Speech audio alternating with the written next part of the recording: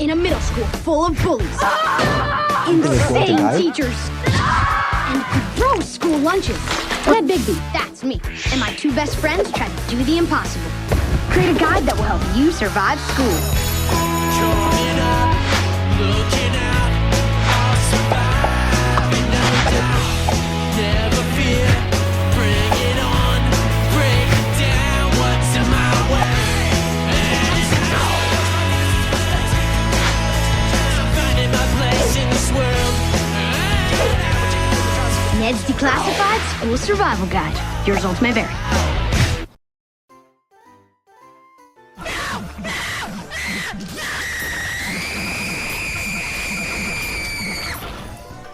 Kids at school don't like me because I'm not like the other girls. I'm a quirky girl who nobody understands. Your life is nothing. You serve zero purpose. But then I found out I have these crazy powers. Did I just do that or something? And here I am in this wacky, magical world full of colorful characters. Whoa, it's just like the Owl House. It's nothing like the Owl House. I don't know if I got older or what, but these kids' movies don't hit like they used to. Let me just... Finally, some good quality... Jeez, okay, you little devils. Oh, sorry. Didn't see you there. I got roped into babysitting my nieces and nephews. Actually, I lied. The reason I'm here is because I made a binding vow. If I agree to babysit Eviolite Bisharp's siblings and stop them from eating Elmer's glue, then Eviolite Bisharp will have to give me my cat back. An offer he can't refuse. But if I break this vow, I will combust into 1,000,000 pieces. TVY7 fashion. But as a father of 3 kids, I am more than qualified for this job. I mean, I practically do this every day. Since we're on topic, this is the perfect time to talk about Little Cup, the format where kids fight to the death. Whoa, children fighting! I can sell this! Little Cup originated in Pokemon Stadium 2 with a very simple premise. Unevolved Pokemon duke it out at level 5. No middle stage Pokemon, no fully evolved Pokemon, no single stage Pokemon. Kubfu and Melton were not invited to the Cool Kids Club. Kubfu's stats are a little too good for Little Cup, while Melton cannot evolve into Melmetal in the mainline games, not even in Legend CA. You need to go to Pokemon Go, force feed it a bunch of candy, and then you can get Melmetal. Why Game Freak never introduced a method to evolve it into mainline titles is one not even Socrates can comprehend. The first official Smogon format came in Generation 4. Lots of Stealth Rock, lots of explosives, lots of Munchlax. Afterwards, Eviolite was introduced, which increased the general bulk of the metagame, and with it came a generation full of the toughest kids in the playground, who would change the identity of Little Cup forever. Eviolite was a stress toy to calm the meta down. Take it away from them, and what are you left with? This video is for kids like you to understand what you're getting into before you enter school grounds. Teenagers are gross, so they're not allowed. Grown-ups are gross, so they're not allowed. Only bubble-blowing babies like Lemon LC. JK, you're the GOAT. As a joke, I was gonna mark this video as for kids, but I don't want to see my profile pic on a report from Fox News titled, "Amphibious YouTuber is rising up to be a big problem for the youth," because I said Happy Pride Month. Happy Pride Month. So what should you know about Little Cup? To start, content warning, math. Little Cup is very weird on the technical side because of the level 5 cap. Now, these stat spreads might be a little confusing, but it'll be slightly less confusing once I explain them. In Little Cup, throwing on 4 EVs into a stat doesn't boost it up by 1 point like it does in standard play. Instead, the amount of EVs needed depends on the last digit of the Pokemon's base stat. If the base stat ends with a 2, then you'd need 20 EVs to bring it up to 1 point.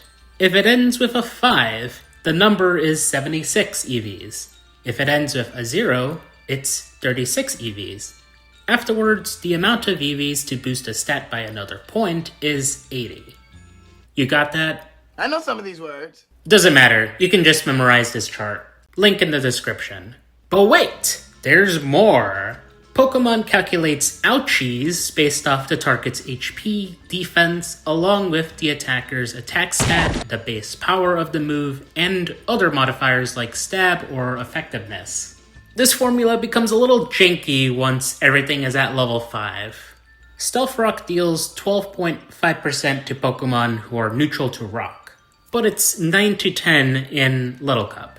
High base power moves like Hydro Pump or Close Combat are even more punchy because the stats of unevolved Pokemon are balanced around moves like Tackle or Ember. This strange formula also affects multi-hit moves, but that's not gonna come into play often. Little Cup is considered an offensive meta, and the reasons are deeper than Coughing Baby has Hydrogen Bomb. Hazards are simultaneously worse because of the damage reduction, and also better. Removal in this tier is, it's pretty bad. Little Cup's best options are Alolan Sandshrew and Toadschool, both of which don't have reliable recovery. Vullaby has Defog, but if you know Little Cup, Vullaby is too cool for removal. Heavy Duty Boots is rare because the opportunity cost of foregoing Eviolite is too great. Even fast and frail offensive threats like Elekid would prefer their Comfort Toy because it is the difference between taking a beating and joining Maria from Sonic Adventure 2. But wherever Eviolite goes, Knockoff follows, and Little Cup has no good knock absorbers. That's fine though. It's not like Knockoff is used by the 2 most common mons in the tier! Something a lot of people know about Little Cup is that the king and queen of the playground are Mienfoo and Vullaby. These two sit at above 70% usage, more than double the amount of usage OU Titan Great Tusk gets. Mienfoo has everything a team could ask for. Access to Knockoff and U-Turn, decently fast, one of the highest attack stats in the tier with powerful stab high jump kick, Regenerator, priority, fast taunt, and it even has the potential to wall break with Sword Stance. It is the Lando of Little Cup. And the comparisons continue because, like Lando, Mienfoo is commonly run as a defensive pivot, with 2 flavors consisting of speedy or slow. It may seem counterintuitive to turn a glass cannon into a Kidz Bop version of Alomomola, but the defense investment allows Mienfoo to reap the most benefits from Regenerator. Mienfoo takes a big hit and then pivots out or gets a knockoff, functioning as the #1 support Pokemon in the tier. The slow pivot variants are useful for bringing in frail teammates like Alolan Diglett or other pivots like Chinchou, who have natural offensive/defensive synergy with Mienfoo. It can repeat this game plan because a Band-Aid and Mommy's Kisses will fix them right up. It is also part of why Mienfoo still runs High Jump Kick, despite knowing Close Combat now. Little Cup doesn't have a lot of ghost types, and getting knocked out because of defense drops is a more concerning risk for Mienfoo than missing. With how much Mienfoo does, it is almost a detriment to not have Mienfoo on your dodgeball team. Random fact drop, but people heal broken bones faster when they're children than adults. So Mienfoo having Regenerator was an ingenious level of detail by Game Freak. Don't know why Mienshao keeps it, but I wouldn't trade it for anything else. Vullaby is second in command and is a good representation of what Little Cup is. Where its mama is an underused being a big fat old stinky defogger, Vullaby is renowned for its offensive potential. Crazy logic we're working with. Vullaby is the menace child who grew up to be a socially awkward people pleaser. I know that because that child was me. Anyways, this diaper-wearing bird is run as either a physically offensive pivot or a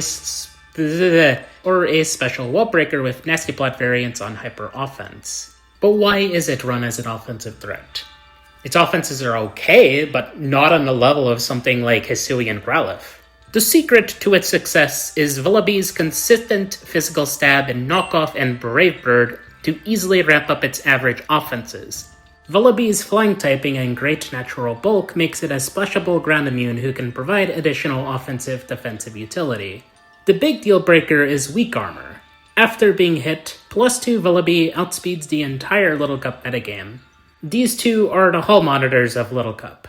And to avoid ending up like this, you might want to pay attention, because here's a general rundown of what your team should have and what to look out for. Hazard setters are some of the most crucial team members no matter what tier you play. Without them, making long-term progress becomes harder. Hazards deal less and the aggressive nature of the tier makes them seem worse, but Little Cup has several meta staples who are weak to rocks. Fortunately, your best option is the third place runner-up, Mudbray. It's a fantastic physical tank in a tier littered with big physical meanies, sporting one of the highest attack stats in the playground. This lets Mudbray find opportunities to set rocks and trade. Its ground typing is relevant because Little Cup has a very common electric type in the format. More on that later. Libet sports the highest special attack output in the tier, and access to all hazards besides webs, coupled with being a strong one-time Vullaby check.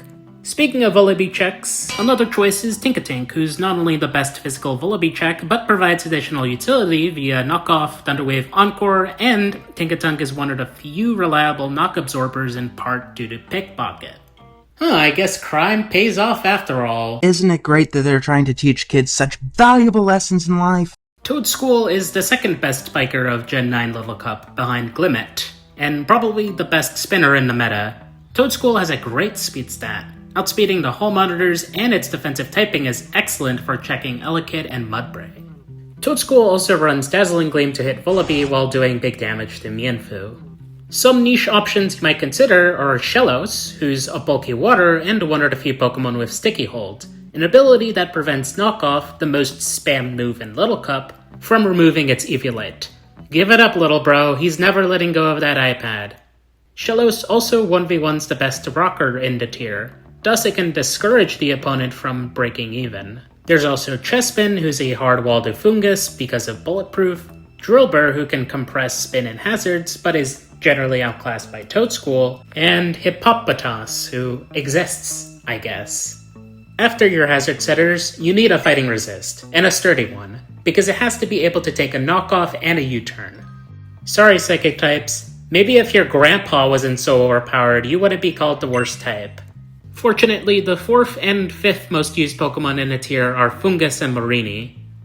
Gee, I wonder why. They're both poison types, and they both have Regenerator. These traits make them difficult to muscle through for Mienfoo even with hazard support. Fungus is bulky enough to take most knuckle sandwiches outside of stuff like Alolan Sandshrews Triple Axle. This allows Fungus to easily get off a Spore on most opponents. Whoops, forgot to mention that sleep is legal in this format. And as you can see by my expression, I'm very excited. Similarly, Marini is another difficult to take down defensive Regenerator pivot. It takes a page from its older brother's Assault Vest set, that was real by the way, and runs 3 attacks plus recover. In this schoolyard, defensive glues need to be able to dish out ouchies or make progress, and Marini does that through Sludge Bombs, Ice Beams, and Mud Shots? Yeah, the Toxapex line gets Mud Shot. The more you know. Mud Shot is used over Water Stab to hit Chinchou, while still punishing Tinkatink and Stunky for switching in. If you're feeling a little bit rebellious, a little less stally, you could give Larvesta a shot. Larvesta requires much more support, but it's worth it. Larvesta's stat spread is very similar to Mienfoo's, funny enough. So Larvesta can invest in bulk while still hitting hard with Flare Blitz. Forcing burns on Mienfoo is huge, and it can serve as a check to Alolan Sandshrew as well. Other niche options you can experiment with are Coughing, who takes away Mienfoo's Regenerator just by existing, Greavard, who tanks knockoffs thanks to Fluffy and can also be a niche spin blocker, and Snubbull, who's also good into Vullaby. You know, Snubbull used to be really good in Little Cup, but something happened in the water that caused Snubbull to fall off a cliff. So if anyone in the comments can explain why, that'd be appreciated. Next on your Little Cup team checklist is... Next on your Little Cup team checklist is speed control. You cannot go into a match without some speed to keep all the offensive threats in check. In terms of natural speed, Elekid is the fastest viable kid on the block. Stab Thunderbolt punishes a lot of the relevant Pokemon in the metagame, including Vullaby, and takes a page from Gen 8's Aurora by clicking knockoff on the Pokemon it can't just electric move against. Elekid also has enough good coverage to work with. Ice Punch to one-shot Toadschool with Life Orb, and Psychic to hit Fungus and Mienfoo. Alolan Sandshrew will be mentioned later, but I like to give it a brief shout-out because it has the valuable Ice Shard to pick off dangerous Ice-weak threats. Alolan Diglett stands as the second most naturally fast mon in Little Cup, tied with the Meowths and Poliwag, who are there. Do you see a restaurant? I'm really starving here. I have brought peace. It's an effective cleaner, with its ground steel type combination being unresisted by everything besides Wingull, who's frailer than a bubble, and Life Orb gives it the potential to two-shot Fungus via Earthquake. With Terra Ground, that becomes guaranteed. For Scarfers, Hisuian Growlithe, aka Howlithe, is among the best. Rockhead Head Smash and Flare Blitz in a format like this is just a straight up asteroid. Stunky is an old favorite all the way back in DPP. Its solid stats and typing kept it relevant in every generation. Stunky's new shiny access to Stab Knockoff only solidified it. The reason I've mentioned it on the topic of speed control is because of Sucker Punch. Next in the speed control department is... I could explain. Despite being a frail ground type, it's one of the best revenge killers because of first impressions coming off its massive base 100 attack. Massive for baby standards. What makes it especially effective at this role is Arena Trap. Wait, Arena Trap? I must be reading this wrong, it's probably outdated. Anyways, be careful, because players like to throw on a random Protect to avoid the first impression KO. Wingull is a legit choice in Little Cup. The claim to its fame is its high speed and powerful stab options. Wingull embarks in childhood gambling with Hurricane. This has held it back because one miss and Wingull is being sent to the school nurse's office. Grookey and Timber are other decent options for speed control. The former provides additional support with the terrain it sets, and the latter can KO stuff like Alolan Sandshrew. Niche options for speed control include Meowth with Technician Fakeout and top tier speed, and Nimble, who just copies Lokix's homework. Next are your Wincons and Wallbreakers. A good offense is a good defense. Vullaby is already a strong option for that, but there's others to consider like Alolan Sandshrew. Triple Axle and Earthquake are a pain in the butt to switch into, plus it has Terra Fairy as an Uno Reverse on a bunch of things. Roaming Gimmighoul is a fast Glass Cannon Ghost type in a post-Ghastly ban meta, becoming a little trickster with sub-nasty plot. Power Gem is its only coverage option besides Terra Blast, and oh look, it hits the most common dark type for super effective damage. Little Cup has other fun toys to mess around with, like the other ghost type Drifloon, who spends his time hanging out with Grookey and stacking on grassy seeds. He also sure does love to pull pranks on the other kids, like pulling them away from the ground. Man, remember when pranks were harmless? Jangmo-O is the best Dragon Dance sweeper in the meta, which is really sad to say.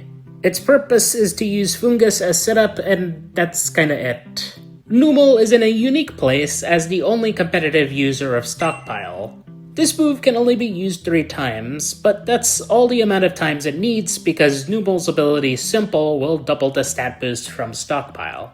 Throw on a defensive Terra to avoid dropping to a water drop, and Numel can just win. Of course, it's not consistent and requires extra support than most other sweepers. But dude, this cam was so flippin' funny and makes me want to ride my scooter without a helmet.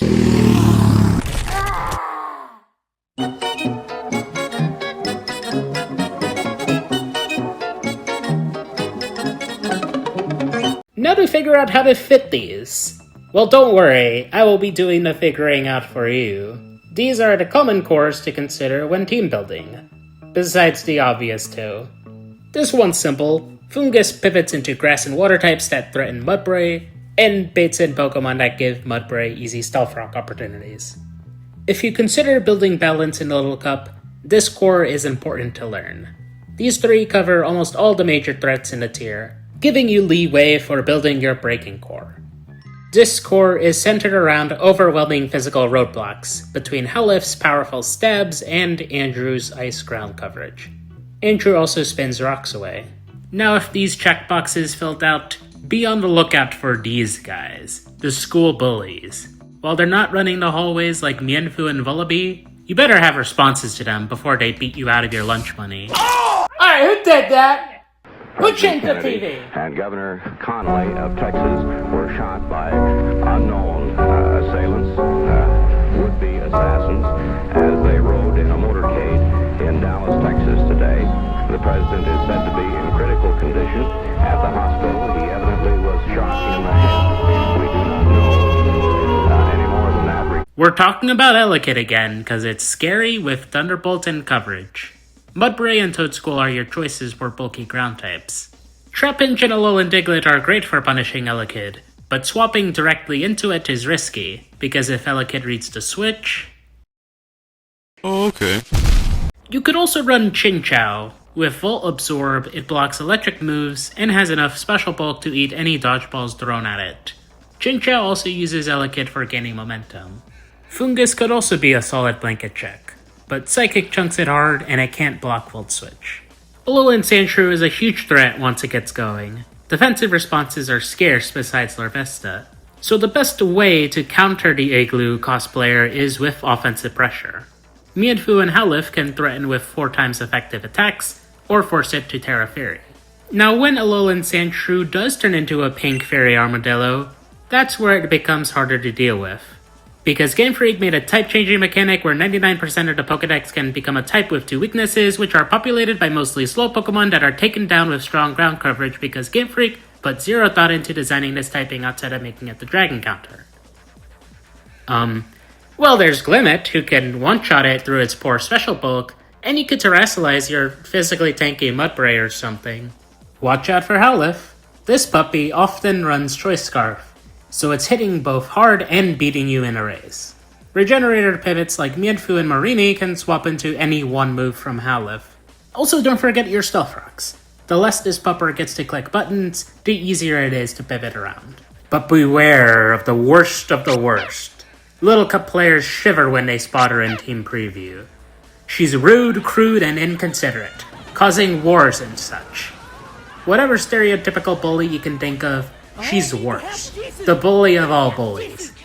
You better learn her name, cause it's Gothita. You guys are afraid of this thing? I mean, it doesn't seem all that remarkable. Is competitive really that scary of an ability in Little Cup? I'm trying to... Oh, Shadow Tag is legal. That makes sense. Shadow Tag?! Choice Scarf Gothita is an efficient trapper. Most of the metagame is at the mercy of being stuffed in a locker by this tiny menace. Stab Psychic is perfect for taking down Fungus, Marini, Glimmet, and robbing Mienfoo of its V-Bucks. Vullaby is sapped by Thunderbolt, Mudbray is force-fed grass with Energy Ball, and not the good kind, the kind with Dookie on it. And if you think your bulky Steel type, Volt-switching Electric type, or Stunky is safe, think again, dork! Now, as a parent of 3 kids, I have to ask the facility, what are you doing letting these kids run around with Shadow Tag and Arena Trap? If I had to make an educated guess, Little Cup is a very aggressive meta where games typically last for under 30 turns. Gothita gets a KO every time it comes in, but eliminating Mienfoo in a game of Dodgeball is just an invitation for Vullaby to click Nasty Plot. It's kind of like why Dugtrio in ADV is allowed to roam around with Arena Trap. But there's another element I'm underlooking. You do have an escape card in the form of Terra, allowing your helpless Pokemon to either flee from their doom or send Gothita crying. Protect is another reason. Protect sees more usage because it scouts potential Terra types, punishes a jump kick, blocks first impressions, and also scouts Gothita's next attack. So that's why trapping abilities aren't banned. But you know what is banned? All this. These are the urban legends of the cafeteria or the playground. Duraludon, what are you doing here with the children? Go back to your dorm. The first students expelled are a category of Pokemon who weren't designed to be pre-evolutions in the first place. The stat difference between them and the average Little Cupper is absurd. This didn't prevent Pokemon like Apom, Onix, and Porygon from being kicked out of the LC Club. And they were meta staples. I say were in bold because in Gen 9, Onix is gone, while Apom and Porygon are expelled. To understand why APOM got banned, we need to go back to talking about boring, stinky poo-poo math. If you remember correctly, damage calculations work differently compared to standard play, especially with multi-hit moves like Bullet Seed. Each hit has its own role, which varies wildly when levels are set to 5. You take a decently strong multi-hit move like Tail Slap, give it to a Pokemon with Technician, and what do you get? Whatever this nonsense is. Porygon was already a bulky powerhouse with great neutral coverage and reliable recovery, but something happened in Gen 9 that pushed it over the edge. They cheated on their math test. Yep, they used ChatGPT to speedrun the quiz, and the teachers were having none of it. So Porygon was expelled for being a slave to the machine, and yes, I'm disappointed about the news too. Well, the real reason it was banned was because of Tera Blast, giving it coverage and stab versus steel types, and making it far scarier with its agility or choice scarf sets. Cutiefly is the smallest Pokemon ever, and one of the biggest troublemakers to touch school grounds. It was very fast for the tier, and Stab Moonblast chunked the 2 Holo Monitors of Little Cup. Since it's so fast already, Cutiefly can afford to run a bulky spread and an Eviolite to get off Quiver Dances on those feeble poison types. Or it could just blast everything with Tera Blast Ground. Gothita and Trapinch are legal, but Diglett isn't. Why? Well, for Trapinch to trap something, it needs to be able to win the 1v1, which isn't easy for a Pokemon with mediocre defenses. Gothita is forced to use a Choice Scarf to trap faster targets, leaving it vulnerable to losing momentum for the next Pokemon that comes in. Diglett, though, is naturally fast as is, and can just use Life Orb for boosted Earthquakes. It was obnoxious with its partner in crime Yinfu, since Diglett beat up the poison types that check it. As such, the Little Cup principal decided it is best to separate Diglett. He was sent to military school. Hi, Joker. Flittle got banned by doing the exact same thing as Espatra, except as little as a cup. Ghastly used to be legal when Pursuit was around to punish it, but now there's no fear in its eyes. Ghastly can freely click its dual stabs off its 105 special attack and 80 speed. Everything else has to eat a Will-O-Wisp, a dish worse than the school pizza. Magby got banned because he's a nerd, a dweeb, a dork, a geek. He was also a broken belly dance sweeper. This is how you learn the Magmortar line gets belly drum, which, hang on, I have an idea. Billions must get Mach Punched. Oh god. With access to priority Mach Punch and coverage in the form of Thunder Punch, Magmy was difficult to stop once it gets a boost. It's also great as a special breaker with its high class speed tier and, again, near perfect coverage.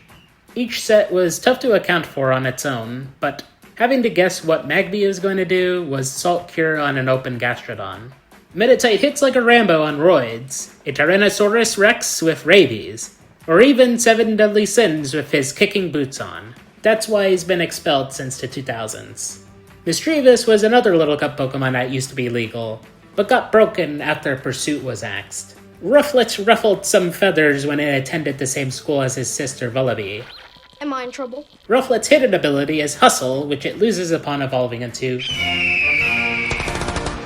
This boosts Rufflet's attack by 1.5 times, but makes all moves less accurate. However, this drawback is completely irrelevant with Aeroles, a move that never misses. It may be weak, but Rufflet can reach absurd amounts of damage with Hustle, combined with its already great attack stat. Scraggy took a while for the Little Cup facility to realize it should be expelled. Actually, they expelled it immediately. So, Scrafty in standard play often needs 2 or more boosts to start being a legitimate threat. It's very slow and not that strong unboosted.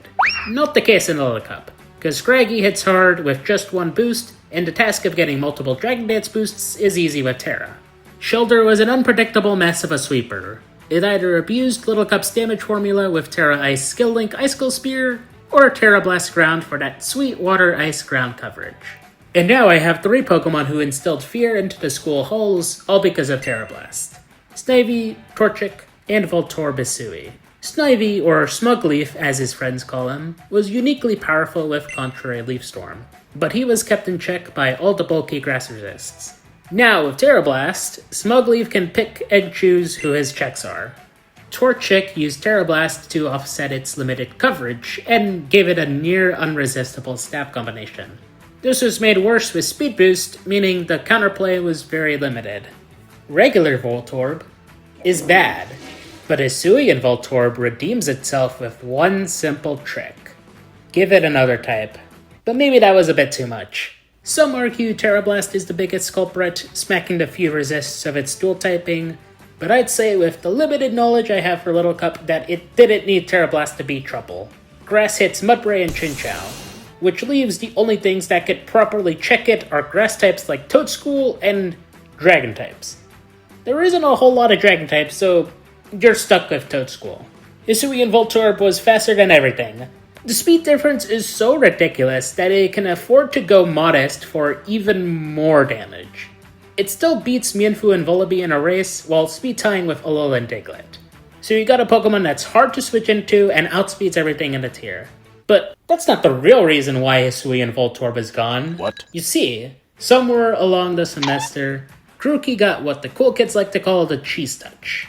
When word got out, everyone distanced themselves from Grookey. Knowing his reputation is cooked, Grookey decided to target Hisuian Voltorb, who was an exchange student from Hisui. The cheese touch is prevented if you cross your fingers. But Voltorb doesn't have fingers. Does it? Hisuian Voltorb was fast, but Grassy Glide was faster. And with that, Grookey infected Voltorb with the dreaded cheese touch, knowing full well that he had no hands to pass it back with. Fearing a life of isolation, Voltorb left back to his home region, bringing the virus with him. Finally, both Vulpixes were expelled. The reasoning is quite simple. Sun-boosted fire moves and Chlorophyll were overwhelming for the frailer Little Cup metagame. And as for Alolan Vulpix, remember those big weaknesses that Alolan Sandshrew had? You know, low speed and poor special bulk? Let's theorycraft for a moment. Imagine if you had a Pokemon that simply erased those weaknesses. Outside of that, Snowy over here enabled unfair cheese strats with Fail. I feel like I'm missing something. Oh yeah, Sticky Web was banned. That shouldn't take long. Little Cup is a fast-paced metagame with limited hazard removal and little to no usage of boots. The general consensus is that Little Cup is centralizing, but healthy. However, as a mother of 6 kids, I believe there is a major problem that has been left unintended for so long, and it's those darn screens. Kids have too much screen time and it is hurting their ability to concentrate and retain information, which is why I propose limiting their screen time by banning Light Clay. That's all I got for you today. If you like fast-paced gameplay where you get to beat up kids as a kid, then Bully is for you. You can also play Little Cup too. What are your thoughts? Does Little Cup sound fun? Or does Little Cup bring back too many uncomfortable childhood memories? Thank you for watching. And remember, don't do drugs. Drugs are bad. Ah, not again. Who broke the fabric of reality? Oh, it's just a plate. Nothing like some good old glue won't fix. Where's the glue?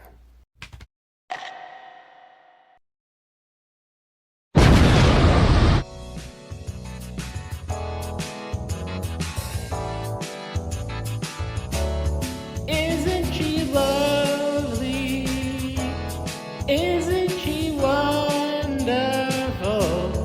Isn't she precious? Less than 1 minute old. I never thought through love we'd be making one as lovely as she. But isn't she lovely? Made from love. This British assassin is gonna shoot the Prime Minister at the stage. You don't have to do anything except win! I never had an anxiety attack, but the 3-word phrase, "I'm not good enough," has haunted me for years. I miss Ashford Ninja.